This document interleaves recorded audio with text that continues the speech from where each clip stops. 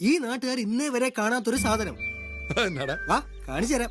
ഡ്രൈവർക്കെതിരെ 3 കേസുകൾ ഉണ്ട് എന്ന മേയർ ആര്യ രാജേന്ദ്രന്റെ ആരോപണത്തിന് യദു പറയുന്ന മറുപടി ആ കേസുകളൊക്കെ തള്ളിയതാണെന്ന്. ഫൂളിഷ് ലൈസ് ഒക്കെ എല്ലാവരും വിശ്വസിക്കുമെന്ന് വിചാരിച്ചിട്ടാ?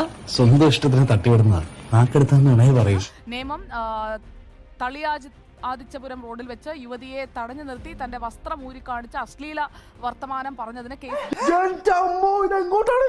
രജിസ്റ്റർ ചെയ്തു. ഈ കേസ് പിന്നീട് കോടതിയിൽ ഒത്തുതീർപ്പിലെത്തി. ഇതാണ് മേയർ റെഫർ ചെയ്യുന്ന കേസ് നമ്പർ 1. സംശയമൊന്നുമില്ലല്ലേ?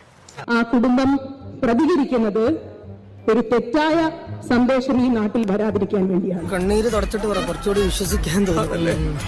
പ്രതികൾ ഔദ്യോഗിക കൃത്യനിർവഹണം തടസ്സപ്പെടുത്തിയെന്നും MLA സച്ചിൻ ദേവ് ബസ്സിൽ അതിക്രമിച്ചു കയറി യാത്രക്കാരെ അധിക്ഷേപിച്ചെന്നും FIR-ൽ പറയുന്നു.